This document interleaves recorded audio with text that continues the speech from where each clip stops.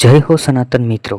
આજે આપણે રાજા પરીક્ષિતની કથા કે જે ભાગવત પુરાણમાં આવે છે તે જોઈશું। અર્જુન અને સુભદ્રાનો પુત્ર અભિમન્યુ થઈ ગયા। અભિમન્યુનો પુત્ર રાજા પરીક્ષિત। રાજા પરીક્ષિતની પત્નીનું નામ ઈરાવતી હતું અને તેને 4 પુત્ર હતા। 4 પુત્રમાંના એક પુત્રનું નામ જન્મેજય। આ પરીક્ષિત રાજાના રાજ્યમાં પ્રજા ખૂબ સુખી હતા અને સુખ શાંતિપૂર્વક રાજકાજ હાલતું હતું। પણ કળિયુગના પ્રભાવને કારણે એક વખત બન્યું એવું કે રાજા વનમાં વિચરણ કરવા જાય છે। એને ખૂબ જ તરસ લાગે છે અને એક આશ્રમ ત્યાં તેને જોવા મળે છે કે જ્યાં સમીક ઋષિ સમાધિમાં બેઠા હતા અને તે સમીક ઋષિ મિત્રો અંગિરા મુનિના ગોત્રમાં જન્મેલા ઋષિ હતા। પોતે સમાધિમાં લીન હતા। પણ પરીક્ષિત રાજાને થયું એવું કે તેના આશ્રમમાં હું આવ્યો છતાં મને માન મળ્યું નહીં। તેથી તરસના કારણે તે અંદરથી ક્રોધિત થયા અને તેમણે ક્રોધાવેશમાં આવીને તે ઋષિ મુનિના ગળામાં એક મરેલો સાપ પહેરાવી દીધો। હવે એમાં કહેવાય છે એવું કે જ્યારે પરીક્ષિત રાજા કળિયુગને મારવા માટે તૈયાર થાય છે ત્યારે કળિયુગ તેને જીવતો રાખવા માટે આજીજી કરીને પગમાં પડે છે। ત્યારે પરીક્ષિત રાજા કહે છે કે જા તું કોઈ 5 વસ્તુની અંદર તારો પ્રવેશ થાઓ। એમાં સ્ત્રી સાથેનો અનૈતિક સંબંધ, સોનું, જુગાર, દારૂ અને જ્યાં પશુઓની કતલ થતી હોય આવી 5 વસ્તુનો ઉલ્લેખ થયો છે।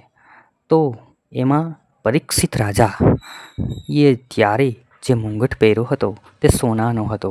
તો તે સમયે તે કળિયુગ તેના મુંગટમાં પ્રવેશ કરી જાય છે અને આવી પરિસ્થિતિ બને છે। તેને ક્રોધાવેશમાં આવવું, સાપ મરેલો ઋષિમુનિના ગળામાં પહેરાવો, આવા વિચારોના કારણે આવી તેનાથી ભૂલ થઈ હતી। હવે આ નાનકડી ભૂલને કારણે તે તો ક્રોધાવેશમાં આવી સાપ ત્યાં પહેરાવીને ચાલ્યા જાય છે। પણ તે ઋષિમુનિના પુત્ર જે સમીક ઋષિમુનિ હતા એના પુત્ર શૃંગી નામના પુત્ર કે જે આશ્રમમાં આવે છે તેના પિતાના ગળામાં આ સાપ જોઈ છે ત્યારે તે શ્રાપ આપતા કહે છે કે જેની અમારા પિતાના ગળામાં આ સાપ નાખ્યો છે તેને આજથી 7 દિવસ પછી તક્ષક નામના નાગથી મૃત્યુ થાઓ। હવે રાજા પરીક્ષિતને ખબર પડી કે આજથી 7 દિવસ પછી પોતાનું મૃત્યુ છે। તેથી હવે રાજપાટ છોડીને મોક્ષ પ્રાપ્તિ તરફના માર્ગ તરફ પ્રયાણ કર્યું અને તેમણે મહાન ઋષિઓને બોલાવીને તેની સલાહ લીધી કે હવે પછીનું જે મૃત્યુ છે અને આ મૃત્યુલોકમાંથી ફરી પાછું ન આવવું પડે, જન્મ મૃત્યુ જરા વ્યાધિમાંથી છૂટવા માટે શું કરવું તેના વિશે પૂછ્યું। એટલે ઋષિમુનિઓ ભાગવત પુરાણ સાંભળવાની સલાહ આપી। તેથી ભાગવત કથાના વક્તા વ્યાસપુત્ર શુકદેવજી હતા।